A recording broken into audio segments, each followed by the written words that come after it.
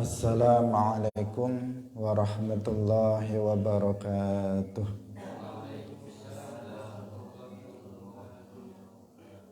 Alhamdulillahi rabbil alamin. Lahu ni'matu wa lahul fadlu wa lahus sana'ul hasan. Wassalawatullahil barrir rahim wal malaikatil muqarrabin ala sayyidina wa maulana Muhammadin wa ala alihi wa ashabihi tayyibin tahirin. Allahumma la sahla illa ma ja'altahu sahla wa anta taj'alul hazna idha syi'ta sahla. Allahumma arzuqna al-ikhlasa fi niyyati wal qawli wal amal wa ba'du. Ila Nabiyil Mustafa sallallahu alaihi wasallam wa ikhwanihi minal anbiya'i wal mursalin wa syuhada'i was salihin, khususan ila sultanil awliya Syekh Abdul Qadir Al-Jilani wa Syekh Ahmad Ar-Rifa'i wa Syekh Bahaidin An-Naqsyabandi wa Syekh Abdullah Al-Harari wa ila arwahi muassisi Jam'iyyati Nahdlatul Ulama Syekh Muhammad Hashim Ash'ari wa Syekh Bisri Sansuri wa Syekh Abdul Wahab Hasbuwah wa ila arwahi jami'i ahli al-qubur minal muslimin wal muslimat. Al-Fatihah. A'udzu billahi minasy syaithanir rajim. Bismillahirrahmanirrahim. Alhamdulillahi rabbil alamin. Ar-Rahmanir Rahim. Malik yaumiddin. Iyyaka na'budu wa iyyaka nasta'in. Ihdinas siratal mustaqim. Siratal ladzina an'amta 'alaihim ghairil maghdubi 'alaihim waladdallin. Amin. Hadirin hadirat kaum muslimin muslimat pemirsa Madu TV rahimakumullah. Alhamdulillah, pagi hari ini Allah Subhanahu wa taala melimpahkan nikmat-nikmatnya kepada kita semuanya, nikmat kesehatan, nikmat iman, Islam, taufik, dan nikmat-nikmat lainnya yang sangat banyak.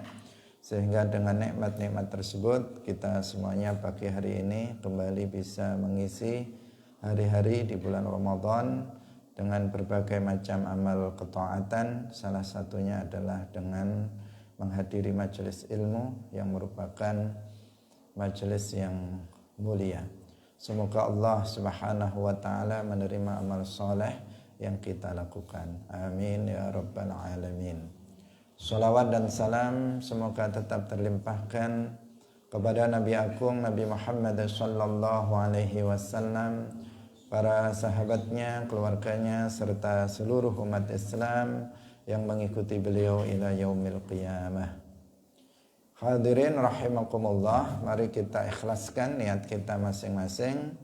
Kita datang di majelis ini lillahi ta'ala, semata-mata untuk mencari ridha dari Allah Subhanahu wa ta'ala. Kita sampai pada bagian akhir dari bab al-masajid. Wa anhu ay an Anas.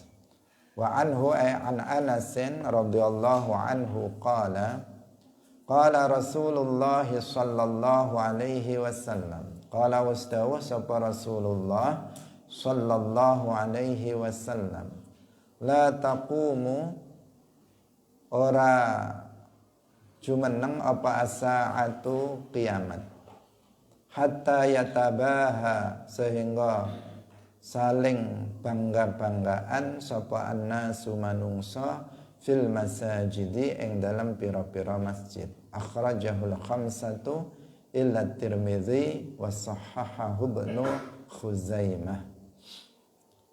Rasulullah bersabda, kiamat tidak akan terjadi. As-sa'ah di sini artinya al-qiyamah. Pada dasarnya makna asalnya yang kita hafal as-sa'ah itu apa? Jam. Nah, tetapi yang dimaksud di dalam hadis ini dan juga dalam syarak, terkadang dia adalah al-qiyamah. La taqumus sa'atu, kiamat tidak akan terjadi sampai manusia itu saling berbangga-banggaan dalam masjid. Dalam masjid artinya tentang masjid yang mereka bangun. Hadirin rahimakumullah, dalam hadis ini Rasulullah mengkhabarkan kepada kita tentang salah satu dari tanda-tanda kiamat. Dan ini adalah sesuatu yang hak, sesuatu yang pasti terjadinya dan bahkan dari tanda-tanda kiamat yang berupa tanda-tanda kecil itu seluruhnya sudah terjadi. Rasulullah Shallallahu Alaihi Wasallam mengkhabarkan tentang tanda-tanda kecil kiamat. Seluruhnya sudah terjadi kecuali hanya satu tanda saja yang belum terjadi, yaitu lahirnya Al-Mahdi. Lahir dan kemudian beliau menguasai dunia ini dengan keadilan, itu yang belum terjadi. Dan itu adalah tanda kecil dari kiamat yang terakhir. Sebelum tanda kecil kiamat yang terakhir ini, yaitu Al-Mahdi, yang namanya Muhammad ibn Abdullah Al-Qurashi dari suku Quraisy, karena beliau adalah keturunan dari Rasulullah Shallallahu Alaihi Wasallam, yang disebutkan di dalam hadis yuwati usmuhu ismi wa yuwati usmu abihi isma abihi, yang namanya itu sama dengan namaku dan nama ayahnya itu sama dengan nama ayahku. Berarti Muhammad ibn Abdullah, beliau berasal dari keturunan Rasulullah Shallallahu Alaihi Wasallam. Dan beliau belum muncul pada saat ini, dan kemunculan beliau ini adalah tanda kecil terakhir dari kiamat. Jika beliau sudah muncul, maka nanti akan berikutnya yang akan muncul adalah tanda pertama, tanda besar kiamat yang pertama, yaitu khurujud dajjal, keluarnya Dajjal. Hadirin rahimakumullah, apa yang disampaikan oleh Rasulullah Sallallahu Alaihi Wasallam berupa tanda-tanda kiamat, baik tanda-tanda sughra, tanda-tanda kecil, maupun tanda-tanda yang kubra, tanda-tanda besar dari kiamat, itu bukan sebuah ramalan, tetapi dia adalah berupa kabar yang disampaikan oleh Rasulullah berdasarkan wahyu dari Allah Subhanahu wa taala, sehingga dipastikan akan terjadinya. Dan ternyata terbukti seluruh tanda-tanda kecil kiamat yang disampaikan oleh Nabi semuanya sudah terjadi, kecuali satu tadi. Dan tanda-tanda besar kiamat itu juga akan terjadi, dipastikan akan terjadi karena telah disampaikan oleh Rasulullah Shallallahu Alaihi Wasallam kepada kita. Kemudian dalam hadis ini disebutkan salah satu tanda kecil kiamat, yaitu yatabahan nasu fil masajid. Manusia saling berbangga-banggaan tentang urusan masjid. Dan ini juga sudah terjadi. Berbangga-banggaan dalam hal apa? Dalam hal keindahan masjid, dalam hal besar-besaran masjid, dalam hal tinggi-tinggian masjid, itu sudah terjadi pada masa sekarang. Banyak orang yang mengatakan masjid saya ini adalah masjid terbesar se-Indonesia, masjid terbesar sedunia. Masjid yang saya bangun ini adalah masjid terindah di dunia, misalnya, dan sebagainya. Nah, itu sudah terjadi pada masa sekarang. Orang berlomba-lomba bagaimana membuat masjid yang paling luas, yang paling tinggi, yang paling indah, dan seterusnya, dalam rangka untuk berbangga-banggaan saja, bukan mereka membangunnya lillahi ta'ala. Bukan karena Allah mereka membangun masjid, tetapi mereka membangunnya untuk sekedar berbangga-bangga diri. Sehingga kita melihat pada masa sekarang banyak orang yang masjidnya masih bagus, masjidnya masih sangat layak, tetapi kemudian dipugar begitu saja, dirobohkan masjid itu, kemudian membuat masjid yang baru, yang lebih besar, yang lebih indah, yang lebih luas, dan sebagainya. Padahal orang yang berinfak untuk pembangunan masjid itu baru beberapa tahun yang lalu.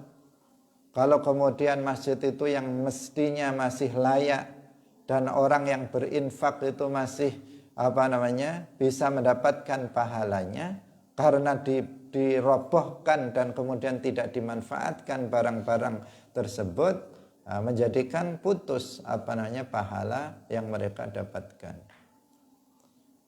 Jadi bukan soal layak tidak layak, tetapi orang membangun masjid sekarang, persoalannya adalah ingin memiliki masjid yang lebih membanggakan, ingin memiliki masjid yang bisa disombongkan di hadapan orang lain.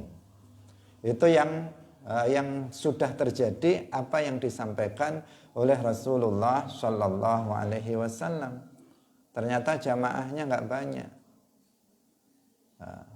Dia membangun masjid, masjidnya indah, yang sholat cuma beberapa orang. Padahal yang terpenting dari pembangunan sebuah masjid adalah bahwa masjid bisa dijadikan sebagai markas, sebagai pusat dari, selain untuk sholat 5 waktu, juga sebagai pusat kegiatan umat Islam yang menunjukkan hidupnya Islam. Ada majelis ilmu di situ, ada majelis zikir dan sebagainya, sebagai tanda hidupnya Islam di daerah tersebut. Bahkan sekarang juga banyak sudah ada masjid, bangun masjid lagi. Di kampung itu sudah ada masjid, tapi pengen bangun masjid yang lainnya, hanya karena seseorang ingin menjadi imam masjid. Karena nggak tersalurkan di sana, dia nggak dipakai jadi imam masjid, dia pun membuat imam masjid. Karena dia nggak dikasih jadwal khutbah di masjid itu, dia pun buat masjid sendiri dan sebagainya. Yang semuanya tujuannya bukan lillahi ta'ala, bukan karena Allah dia membangun masjid. Padahal seseorang yang membangun masjid karena Allah, maka di akhirat, di dalam surga, Allah Subhanahu wa ta'ala akan membangunkan rumah istana nanti di dalam surga. Tetapi dengan catatan dia membangunnya apa? Karena Allah. Jika karena manusia, jika tujuannya untuk berbangga-banggaan, jika tujuannya itu untuk menyombongkan diri kepada orang, jika tujuannya agar orang itu kemudian memuji dia luar biasa, sudah membangun satu masjid sendirian tanpa bantuan orang lain dan seterusnya, maka tentu saja tidak akan ada pahalanya. Dan nanti masjid-masjid yang ada di dunia ini adalah akan dipindahkan ke surga. Pada hari kiamat akan dipindahkan ke surga. Nah, tentu saja masjid-masjid yang dibangun bukan karena Allah itu tidak termasuk. Atau yang dibangun dengan harta yang haram itu juga tidak akan dipindahkan ke dalam surga. Tetapi masjid-masjid yang dibangun dengan uang yang halal karena Allah, maka nanti pada hari kiamat dia akan dipindahkan di dalam surga. Hadirin rahimakumullah. Jadi ini hadis ini pertama menunjukkan tentang tanda kiamat. Bahwa kiamat itu nggak akan terjadi sampai ini terjadi, yaitu orang membangun masjid untuk berbangga-banggaan. Dan ini sudah terjadi, artinya kiamat sudah dekat. Nah, kiamat sudah dekat, tetapi tidak sedekat sehari 2 hari atau sebulan 2 bulan. Kenapa? Karena tanda-tanda kiamat sughra yang paling akhir, yaitu lahir dan menguasainya Al-Mahdi atas dunia ini dengan Islam dan keadilan belum terjadi. Apalagi 10 tanda kiamat besar berikutnya itu juga belum terjadi. Keluarnya Dajjal, turunnya Nabi Isa, kemudian tanda-tanda besar kiamat yang lainnya itu belum terjadi. Itu yang pertama. Yang kedua, hadis ini menunjukkan larangan terhadap kita bahwa dalam membangun masjid itu jangan membangun atas dasar untuk berbangga-banggaan saja dengan masjid yang kita bangun. Tetapi hendaknya kita membangunnya karena Allah. Di Timur Tengah ada diceritakan, atau di daerah Turki itu ada masjid namanya Masjid Ka'anni Akaltu. Jadi nama masjidnya itu Ka'anni Akaltu, seakan-akan aku telah makan. Itu nama masjidnya. Kenapa masjid itu dinamakan dengan nama itu? Dikisahkan bahwa masjid itu dibangun oleh seseorang dengan harta dia sendiri, di mana dia selalu menabung setiap harinya lebihan dari kebutuhan makanan pokok dia. Jadi kalau dia sudah makan sekedarnya cukup untuk makan, maka sisanya ditabung untuk membangun masjid. Ada seseorang yang seperti itu. Jadi dia nggak memakan makanan kecuali sekedar yang dia butuhkan. Nggak ada makanan lebih. Kalau untuk jajan, untuk itu selalu ditabung. Kebutuhan di luar kebutuhan pokok itu ditabungkan untuk kemudian membangun masjid. Akhirnya apa? Setiap hari seperti itu, dan akhirnya berhasil membangun masjid, yaitu dari uang yang dia tabung lebihan dari kebutuhan pokok makan dia. Sehingga kemudian masjidnya itu dibangun dan terbangun karena Allah, dia membangunnya karena Allah, kemudian diberi nama Masjid Ka'anni Akaltu. Artinya seakan-akan beliau telah memakannya. Dalam bahasa Arab artinya seperti itu. Karena itu adalah uang yang disisihkan dari kebutuhan makan pokok beliau ini. Ini hanya contoh bahwa ada seseorang yang memang membangun masjid itu betul-betul karena Allah Subhanahu wa ta'ala. Pada masa sekarang ini ada kebutuhan yang lebih mendesak dibandingkan dengan membangun masjid secara umum, ya, secara umum. Khususnya di daerah kita, di daerah-daerah di dunia secara umum, ya. Secara umum itu ya ada tempat-tempat khusus yang membangun masjid itu darurat. Tetapi secara umum membangun masjid pada masa sekarang ini tidak darurat. Tidak darurat. Karena sudah banyaknya masjid yang sudah terbangun. Akibatnya kalau orang tidak mengerti tentang mana yang lebih penting dari yang penting, tadi sudah kita ceritakan. Saking bingungnya ini uangnya untuk apa, akhirnya masjid yang masih bagus dirobohkan, dibangun lagi masjid. Padahal ada sesuatu yang lebih penting dari membangun masjid pada masa sekarang ini, yaitu membiayai dakwah Islam ahli sunnah wal jamaah. Mendanai dakwah Islam ahli sunnah wal jamaah. Ini jauh lebih jauh lebih penting dibandingkan dengan membangun masjid pada saat ini. Kita tidak mengatakan secara mutlak, enggak. Kalau di daerah-daerah tertentu nggak ada masjid sama sekali, memang darurat untuk dibangun masjid. Tetapi secara umum di daerah kita dan di dunia secara umum, masjid itu sudah melimpah, banyak sudah masjid. Dan tidak perlu masjid yang sudah bagus dirobohkan, dibangun lagi karena bingung buang uangnya, mentasarufkan uang, enggak. Tetapi ada yang lebih penting dari itu, yaitu pembiayaan terhadap dakwah Islam Ahlus Sunnah wal Jamaah.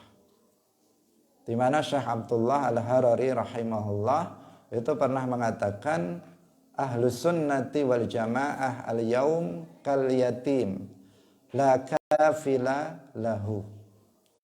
Ahlus Sunnah wal Jamaah pada masa sekarang ini seperti anak yatim yang tidak ada yang memeliharanya. Bagaimana anak yatim nggak ada yang memelihara? Bagaimana nasibnya? Kalau ada anak yatim kemudian ada seseorang yang menanggung biaya nafkahnya setiap harinya, bagus. Tetapi Ahlus Sunnah wal Jamaah hari ini itu seperti anak yatim yang nggak ada yang memeliharanya, nggak ada yang bertanggung jawab untuk merawatnya, itu nggak ada. Sehingga nasibnya apa? Nasibnya ya terkatung-katung, dalam dakwahnya pun tersendat-sendat dan seterusnya. Sementara di sisi lain ada kelompok-kelompok di luar Ahlus Sunnah wal Jamaah seperti Wahabi, Hizbut Tahrir, Hizbul Ikhwan, yang mereka Syiah dan sebagainya, yang mereka dibiayai penuh oleh negara-negara tertentu. Kalau Wahabi dibiayai dakwahnya oleh Saudi Arabia, Syiah dibiayai oleh Iran, dan seterusnya. Ahlus Sunnah, mana negara yang membiayainya? Apakah Indonesia membiayai dakwah Aswaja? Enggak, secara khusus enggak. Apakah Malaysia membiayai dakwah Ahlus Sunnah wal Jamaah secara khusus? Enggak. Enggak ada negara yang kemudian siap untuk membiayai dakwah Ahlus Sunnah wal Jamaah. Makanya dikatakan Ahlus Sunnah hari ini seperti anak yatim yang tidak ada orang yang merawatnya. Karena itulah maka orang yang kemudian menafkahkan hartanya untuk kepentingan dakwah Islam, itu pahalanya sangat besar sekali. Pahalanya sangat besar sekali. Orang yang membiayai dakwah Islam itu seperti orang yang berdakwah itu sendiri. Man jahaza ghazian faqad ghaza. Orang yang menyiapkan seseorang yang berperang, dia nggak berperang, tetapi ada orang yang berperang jihad fisabilillah. Kemudian dia membiayai kebutuhan orang yang berperang itu. Maka seakan-akan dia sudah berperang. Dia tidak berdakwah secara langsung, tetapi dia memiliki harta yang kemudian dia berikan untuk pembiayaan dakwah para duat ahli sunnah wal jamaah agar bisa memperjuangkan agama. mempersiapkan pembangunan pondok pesantren, madrasah untuk pembiayaan para dai dan sebagainya, faqad ghaza, maka dia benar-benar seakan-akan dia seperti pahalanya seperti orang yang berdakwah secara langsung. Hadirin rahimakumullah. Ini perlu kita ingatkan, jangan seseorang itu hanya masjid saja yang dipikirkan. Seakan-akan masjid ini sesuatu hal yang darurat pada masa sekarang. Memang penting membangun masjid itu, tetapi di saat sekarang di daerah kita itu bukan sesuatu yang sangat mendesak, karena masjid sudah sangat banyak. Bukan hanya masjid, musola, banyaknya luar biasa. Karena kita melihat masyarakat itu lebih antusias membangun masjid dan musola dibandingkan membangun misalnya pondok pesantren dan madrasah. Sehingga mencari infak untuk pembangunan masjid lebih mudah dibandingkan mencari infak pembangunan madrasah dan pondok pesantren. Kenapa? Karena menganggap bahwa kalau membangun masjid itu yang disebut sedekah jariyah, hanya itu saja. Padahal ada yang lebih dari itu pada masa sekarang, yaitu mendirikan pusat-pusat dakwah Islam ahli sunnah wal jamaah. Hadirin rahimakumullah, kita lanjutkan. Ini sebagai tambahan agar kita ini tidak yatabaha an-nasu fil masajid. Bahkan kemarin juga kita kemukakan banyak orang membangun masjid tujuannya untuk tempat rekreasi, sebagai destinasi wisata. Kita bangun di daerah kita masjid yang indah, nanti untuk mencari devisa, untuk cari pemasukan. Nanti masuk ke masjid bayar, nanti kita dirikan di pinggir-pinggirnya nanti pasar. Jadi kita bangun masjid, nanti di pinggir-pinggirnya kita buat pasar. Nanti kalau orang berkunjung, kita puter-puter dulu di pasar, kemudian masuk ke dalam masjid agar mereka belanja, kemudian peningkatan penghasilan daerah naik, masyarakat bisa ekonominya bisa naik. Tujuannya untuk itu, bukan membangun masjid untuk sholat, untuk pusat dakwah, enggak, tetapi untuk tempat wisata dan seterusnya. Nah, itulah zaman sekarang, dan itu sudah disampaikan oleh Nabi sejak lama, sudah 1000 tahun lebih Nabi menyampaikannya, dan itu sudah terjadi pada masa sekarang. Orang yang membangun masjid hanya untuk berbangga-banggaan saja. Hadirin rahimakumullah. Jadi harus kita hidupkan, masjid itu harus kita hidupkan, bukan sekedar kemewahan dan bangunannya yang megah, tetapi masjid itu harus dihidupkan. Dihidupkan diantaranya yang sekarang ini banyak hilang dari masjid-masjid kita ini adalah majelis ilmu. Dahulu zaman Nabi itu majelis ilmu di masjid, tetapi sekarang banyak masjid-masjid yang kosong dari majelis ilmu, hanya digunakan untuk sholat saja. Selain sholat nggak ada kegiatan selain sholat. Majelis taklim nggak ada. Itu hampir separuh lebih masjid itu seperti itu, kosong dari kegiatan majelis ilmu. Nah, itu yang harus dihidupkan semestinya oleh pengurus masjidnya. Bagaimana di dalam masjid itu ada majelis-majelis ilmu, terutama masjid-masjid kita yang berakidah ahlus sunnah wal jamaah, itu harus menghidupkan majelis-majelis ilmunya. Karena sekarang ternyata banyak orang-orang ahlus sunnah wal jamaah, karena di masjid kita itu nggak ada majelis taklimnya, kemudian mereka datang ke masjid-masjid yang non ahlus sunnah wal jamaah. Karena di masjidnya non ahlus sunnah, non aswaja itu ada majelis taklim, mereka datang ke sana. Kenapa? Karena di masjid kita itu kosong dari majelis ilmu. Hadirin rahimakumullah, kita lanjutkan. Ini sebagai tambahan untuk faidah agar kita merenung dan kita kemudian menyadari tentang pentingnya pentingnya pembiayaan terhadap dakwah Islam.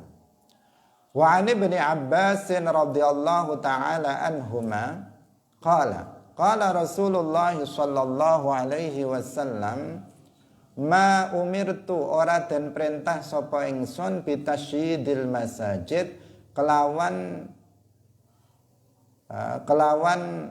dhuwur-dhuwuraken pira-pira masjid.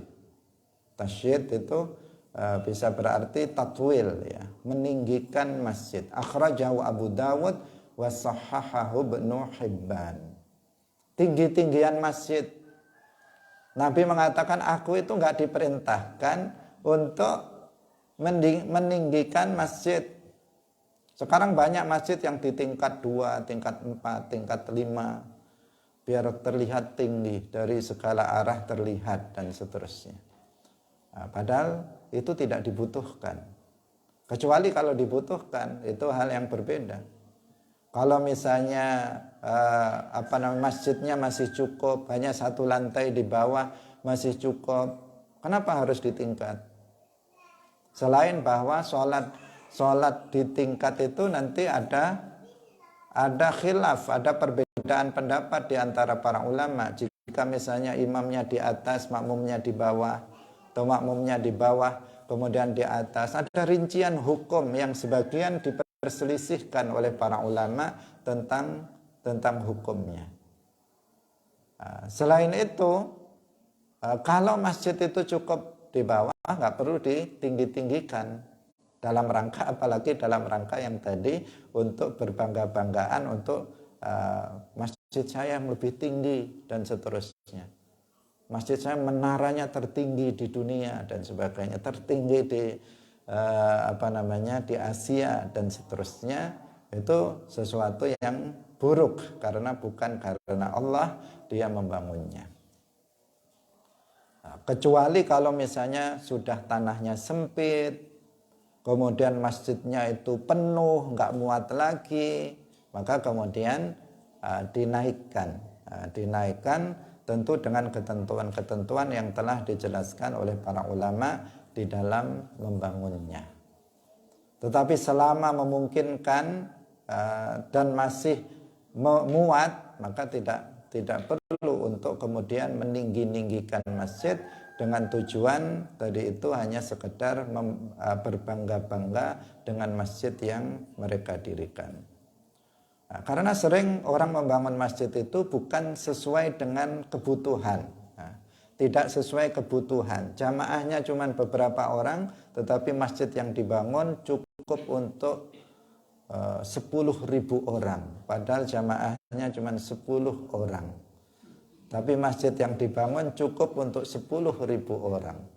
Ini kan aneh terkadang. Sudah begitu ditingkat lagi. Akhirnya yang atas tidak dipakai, atau yang di atas untuk main-main dan seterusnya, atau kotor, tidak terawat dan seterusnya. Hadirin rahimakumullah. Kemudian juga tazyin, ya, tazyin yang kemarin juga kita telah bahas, yaitu menghias-hias masjid. Menghias-hias masjid itu juga hendaknya tidak dilakukan. Seperti pada zaman sekarang orang juga menghias masjid mereka. Jarang sekarang masjid yang kosong dari hiasan itu sangat jarang. Kebanyakan masjid sudah ada kaligrafinya muter, sudah begitu ada gambar-gambar dan sebagainya di masjid itu, yang sesungguhnya itu justru akan mengganggu seorang yang sholat, kekhusyuan orang yang sholat. Orang yang sholat menjadi membaca, kalau itu kaligrafi di depan dibaca, atau ada sesuatu gambar dan sebagainya, maka akan dilihat dan orang yang sholat di dalamnya menjadi tidak khusyuk. Kita lanjutkan. Wa an Anas radhiyallahu taala anhu qala Rasulullah sallallahu alaihi wasallam uridat dan tampakaken alayya ing atase ingsun apa ujuru ummati pira-pira ganjarane umatku hatal qadzata sehingga blobok apa namanya yang ada di mata, tai mata ya namanya, yukhrijuha yang ngetokaken ing qadzat sapa rajulu wong lanang minal masjidi saking masjid. Rawahu Abu Dawud wa Tirmidzi wastaghrabahu wa sahahahu Ibnu Khuzaimah. Diperlihatkan kepadaku, Rasulullah bersabda, diperlihatkan kepadaku pahala umatku sampai qadzat blobok atau apa istilahnya, tai mata ya, ketep kalau bahasa Jawanya, yang dikeluarkan oleh seorang laki-laki dari masjid. Ini untuk istilah ya, untuk istilah. Seperti dalam istilah kita apa namanya, semut di seberang lautan tidak terlihat, kemudian gajah di pelupuk mata, gajah di pelupuk mata tidak terlihat, semut di seberang lautan itu terlihat.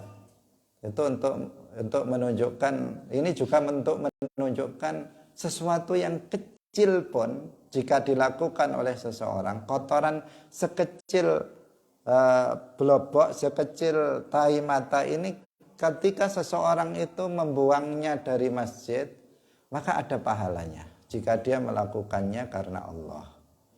Jadi misalnya di dalam masjid ada kotoran kecil sekali, ada kotoran, kemudian dia membuangnya keluar, itu ada pahalanya.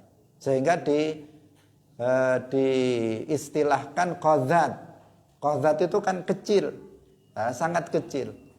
Meskipun seseorang itu membuang kotoran sekecil tai mata ini dari masjid, maka itu akan ada pahalanya. Itu yang dimaksud hadis ini. Jadi kita harus memperhatikan kebersihan masjid. Hadis ini menunjukkan hal itu. Misalnya ada kertas berserakan di dalam masjid, ambil, keluarkan. Misalnya tadi ada orang makan di dalam masjid, kemudian ada tertinggal 1 biji nasi, ambil, keluarkan. Misalnya ada sesuatu yang itu mengotori masjid, maka ambil dan kemudian buang keluar. Itu ada pahalanya. Nah, tentu saja apabila semuanya itu dilakukan karena Allah. Nah, ini sudah syarat dari diterimanya amal soleh kita, sekecil apapun harus karena Allah. Innallaha la yaqbalu minal amali illa ma kana khalisan lahu. Sesungguhnya Allah tidak menerima suatu amal kecuali yang dilakukan ikhlas karena aku, karena Allah. Yang dilakukan ikhlas karena Allah itu yang diterima. Meskipun amal itu sangat kecil, seperti tadi ada kotoran kecil sekali, kita ambil, kita buang ke sana, dapat pahala. Karena terkadang kemarin kita katakan bahwa seseorang makan di dalam masjid bukan masalah, tetapi jangan sampai mengotori masjid. Jangan sampai mengotori masjid. Sering orang kemudian makan kemudian meninggalkan kotoran. Apalagi sekarang zaman di bulan Ramadan, setelah buka bersama, terkadang kotorannya ditinggalkan di masjid. Terkadang untuk minum itu, selang untuk minum itu kemudian tergeletak, atau plastiknya itu yang wadahnya itu kemudian setelah dibuka kemudian dijatuhkan di dalam masjid. Kalau kita lihat ada kotoran seperti itu, udah kita ambil, kemudian kita buang keluar. Nah, itu jika kita melakukannya lillahi ta'ala, maka kita akan mendapatkan pahala. Di sini diistilahkan apa? Meskipun sekecil qadat, meskipun sekecil tai mata, jika seseorang kemudian membuangnya dari masjid, mengeluarkannya dari masjid, maka dia akan mendapatkan pahalanya. Nah, ini tentang pentingnya bagaimana tanzif al-masajid, membersihkan masjid ini. Kita jaga kebersihan masjid, itu juga selain dalam sebagai bentuk ta'zim, pengagungan terhadap masjid, karena masjid adalah min sya'airillah, termasuk syiar Allah. Selain itu juga menjaga kekondusifan dari masjid itu. Kalau masjid itu bersih, masjid itu wangi, masjid itu sejuk misalnya, maka kita akan kerasan, orang umat Islam akan kerasan untuk berada di dalam masjid itu. Coba perhatikan kalau kita masuk, ini hanya sekedar yang kita temui. Kalau kita masuk ke masjid-masjid kuno, ya, masjid-masjid yang kuno, masjid yang dibangun oleh para kiai-kiai zaman dahulu, yang sudah lama, kita masuk ke dalam itu kan nyaman sekali, sejuk, enak. Itu hawanya seperti itu, karena memang pertama dibangun dengan keikhlasan, dibangun dengan harta yang halal, dan nggak ada macam-macam di dalamnya.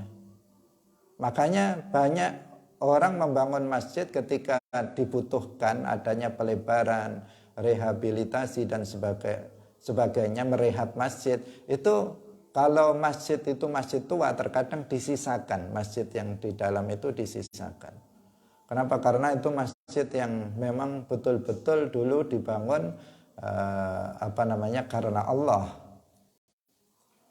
Kalau kita misalnya ke masjid-masjid di pondok-pondok pesantren yang kalau di sini misalnya ke Ringin Agung atau ke pesantren-pesantren tua yang di situ ada dibangun masjid oleh para pendirinya, itu nampak kita merasakan sesuatu hal yang berbeda dibandingkan kita masuk ke masjid-masjid baru yang sekarang, meskipun mewah tetapi kita tidak merasakan ada ketenangan, kesejukan sebagaimana di masjid-masjid itu. Akan berbeda, akan sangat berbeda. Hadirin rahimakumullah. Kita lanjutkan hadis yang terakhir dari babul masajid.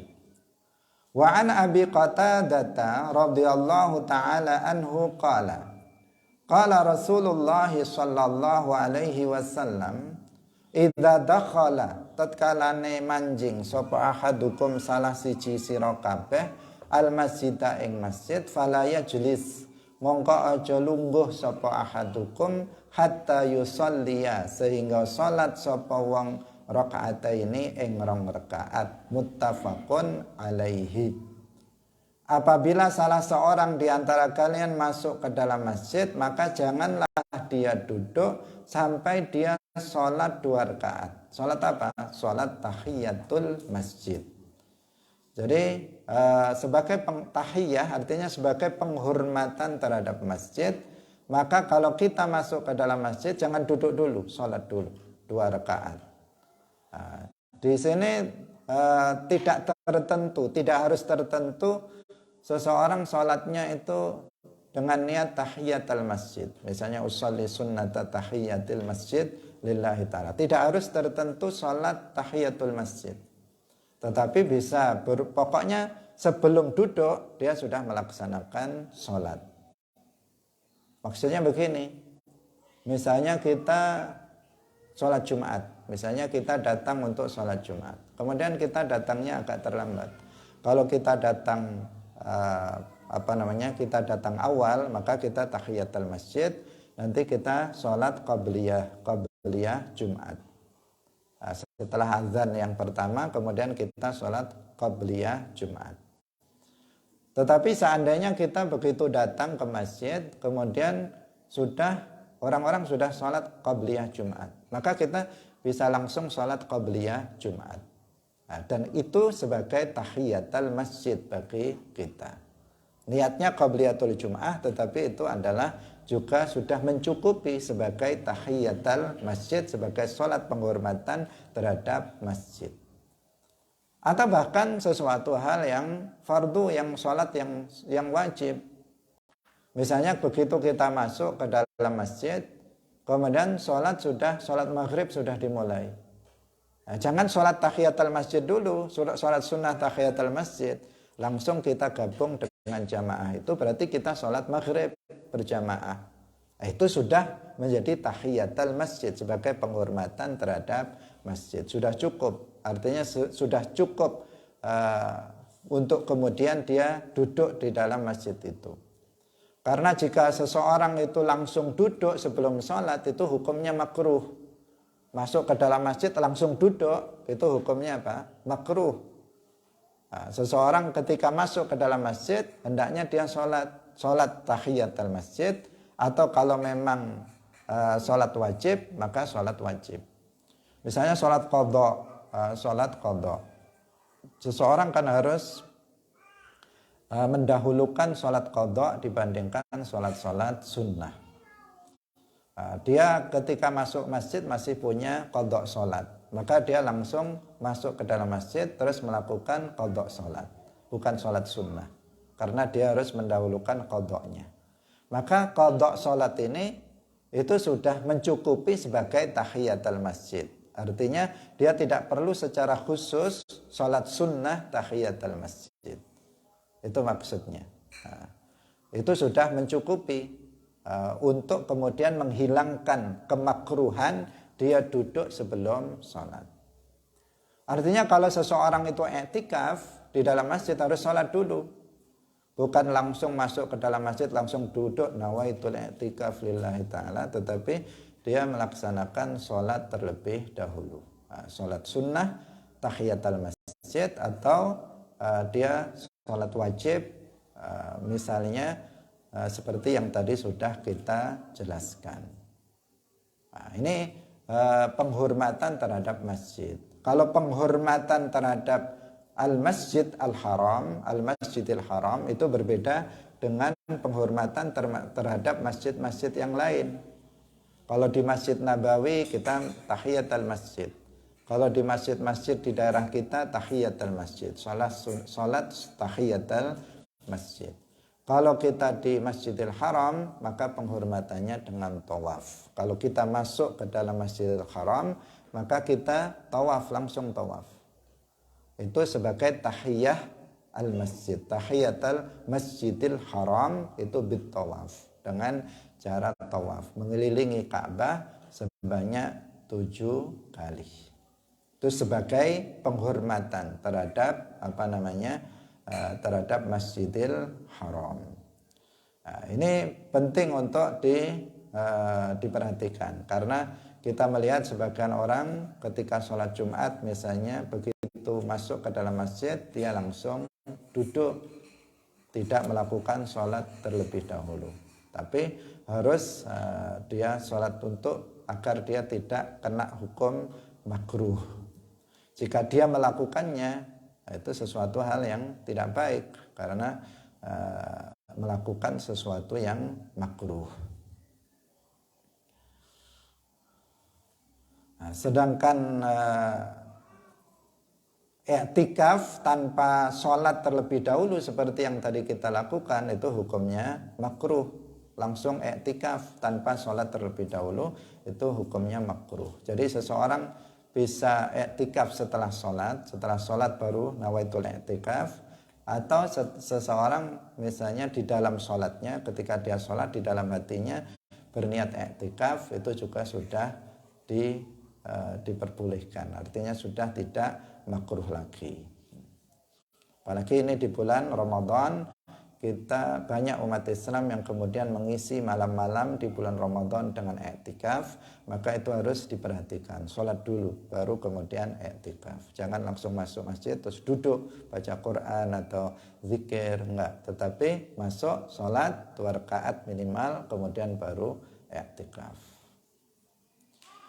Hadirin rahimakumullah, Kita akan masuk bab yang baru, insya Allah akan kita sampaikan dalam pertemuan selanjutnya, yaitu babu sifatis sholat. Bab tentang sifat-sifat sholat, bagaimana sholatnya Rasulullah Shallallahu Alaihi Wasallam, insya Allah akan kita pelajari dalam pertemuan berikutnya. Meskipun sebenarnya tentang sholat ini para ulama fikih sudah menjelaskannya dalam kitab-kitab fikih mereka secara sistematis. Semuanya berdasarkan ayat dan hadis-hadis Rasulullah Shallallahu Alaihi Wasallam. Tetapi dengan kita membaca hadis-hadis Nabi, kita menjadi tahu dari mana para ulama mengambil mengambil pendapat mereka. Ternyata ini hadisnya yang mendasari Imam Syafi'i mengatakan ini, Imam Abu Hanifah mengatakan ini, dan seterusnya. Barakallahu fikum, wallahul muwaffiq ila aqwamit thariq. Wassalamualaikum warahmatullahi wabarakatuh. La ilaha illallah. Allahumma salli ala sayyidina Muhammad wa ala alihi wa sahbihi wa sallim. Rabbi ghfirli wa liwalidayya wa lil mu'minina wal mu'minat.